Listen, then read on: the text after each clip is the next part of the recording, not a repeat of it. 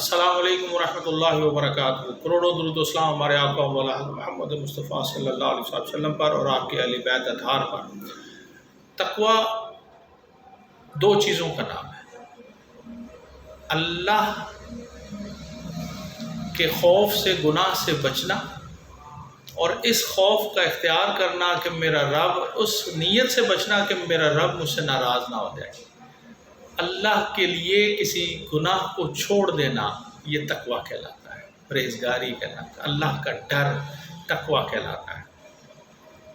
حضرت ابو بکر صدیق رضی اللہ تعالیٰ عنہ، ہمارے خلیفہ اول، بہت ہی جلیل القدر صحابی رسول صلی اللہ علیہ وسلم، آپ جب مسند خلافت پر برجمان تھے تو آپ نے ایک دفعہ اپنی زوجہ سے میٹھا کھانے کی خواہش کا اظہار کیا کہ کیا گھر پہ کچھ میٹھا ہے؟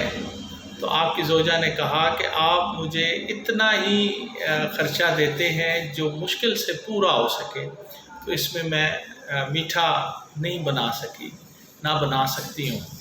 تو آپ خاموش ہو گئے، کھانا تناول فرمایا اور اپنے معاملات میں لگ گئے۔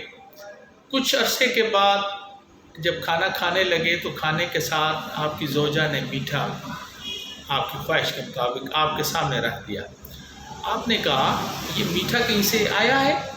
آپ کی زوجہ نے فرمایا نہیں، یہ کہیں سے آیا نہیں، جو آپ مجھے خرچہ دیتے ہیں تو اس میں سے میں نے تھوڑا تھوڑا بچا کر آپ کے لیے میٹھا بنایا، کیونکہ اس دن آپ نے بہت خواہش کا اظہار کیا تھا کہ مجھے میٹھا کھانے کا جی چاہتا ہے، تو میں نے تھوڑا تھوڑا بچاتی رہی، آج اتنا ہو گیا کہ میں وہ میٹھا آپ کو پیش کر سکوں۔ حضرت ابوبکر صدیق رضی اللہ تعالیٰ عنہ نے فرمایا، اچھا کیا جو میں دیتا ہوں اس میں سے اتنا بچ سکتا ہے کہ میری یہ خواہشات بھی پوری ہو جائے؟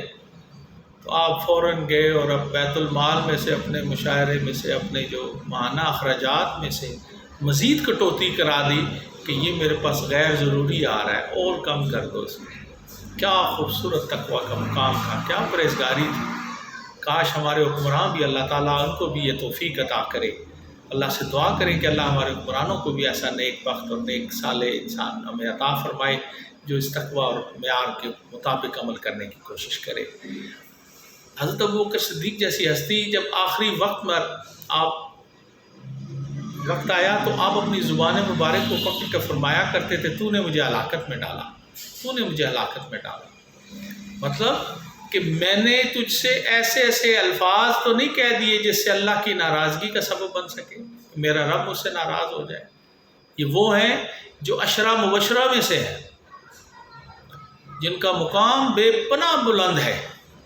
ان کے خوف کا عالم یہ ہے کہ ایک ایک چھوٹے چھوٹے لمحے میں ایسی غلطی کے اوپر اپنے آپ کو اللہ کے حضور ندامت کے ساتھ پیش کرتے ہیں کہ اللہ ہم سے غلطی ہوگی، ہمیں معاف کر دے۔